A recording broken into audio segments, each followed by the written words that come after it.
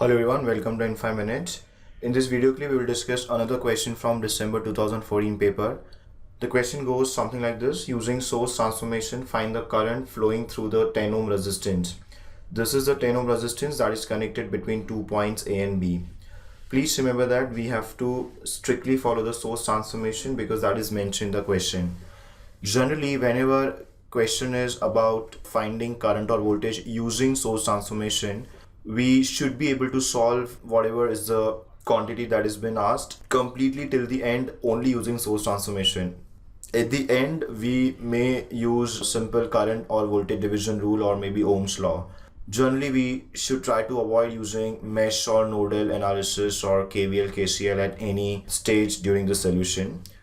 Yes, if it is a question where source transformation is applicable only in the first couple of steps and then you are left with no option but to apply mesh or nodal analysis, then you can go ahead with that. But otherwise, in most of the questions, if they are based on source transformation, you will see that you will be able to solve the entire question till the end using only source transformation and then just a simple Ohm's law or voltage or current division rule. So let's see what happens in this particular question. I want to find out current through 10 ohm resistance, and hence please remember I'm not going to disturb this 10 ohm resistance in any transformation. Why I'm saying it, because otherwise one may think of using source transformation on this current source and 10 ohm resistance as they are connected in parallel, but I'll be not doing that because in that case my resistance between points A and B will be lost. It will become a series resistance and I cannot anymore define current through 10 ohm resistance. So I will keep this resistance as it is undisturbed. And hence I can't also do anything about this current source as of now. So let's start operating from this side. The very first thing you observe in the circuit is that this 10 volt source and 30 volt source, they are connected in the same branch. And because they are connected in the same branch, they are in series. Whenever two voltage sources are in series, we can always combine them using a single voltage source. They will be either get added or they will be subtracted.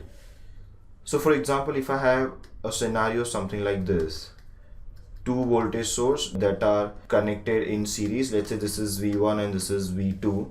In that case, I'll be replacing them with a single voltage source whose value will be V1 plus V2 because both are having the same direction of polarities. On the other hand, let us say if I have V1 connected something like this, but V2 connected something like this. That means both the voltage sources, no doubt they are in series, but they are connected with opposite polarities. That means negative terminals sorted together. Or there can also be a case of positive terminals sorted together. In such a case, I will again replace them with the help of a single battery. Now, the value will obviously be subtracted. Will it be V1 minus V2 or V2 minus V1? That depends upon what is the final direction that you have taken. You can see in the equivalent source I'm taking positive terminal on the top, which is exactly same as the direction of V1, and hence I'm giving priority to V1, and hence the difference that I'm going to consider will be V1 minus V2. So one more case that is possible is two voltage sources with their positive terminals connected, but once again because they are in the same branch, I can replace them with one single voltage source. Once again I can choose what I want. I may have positive terminal on the top, negative bottom, or I can also have the reversed case. Because the two voltage sources are connected with their same terminals, positive terminals sorted, once again like the second case, the equivalent voltage will be the difference between V1 and V2. Let's say this is V1, V2. Will it be V1 minus V2 or V2 minus V1? To decide that, we will use the same rule once again. The polarity on the equivalent voltage source are exactly same as that of V2, plus, minus. And hence we are giving priority to V2, and hence this will be equal to V2 minus V1.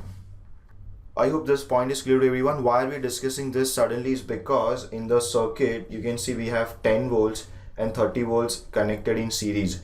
This 1 ohm resistance in between doesn't matter because those components which are in series, I can change their location. So I will assume this 1 ohm is present somewhere here and this 10 and 30 volts, they are present next to each other, and that's how they are very much in series, and you can see the two positive terminals, 10 volts positive terminal and 30 volts positive terminal, they are connected to each other, and hence it is similar to case 3. So if I replace them with the equivalent battery with positive terminal on the top, then I'll have to take V2 minus V1. In this case, my V1 is 10 volts and V2 is 30 volts. So my equivalent voltage will be 30 minus 10, that's 20 volts.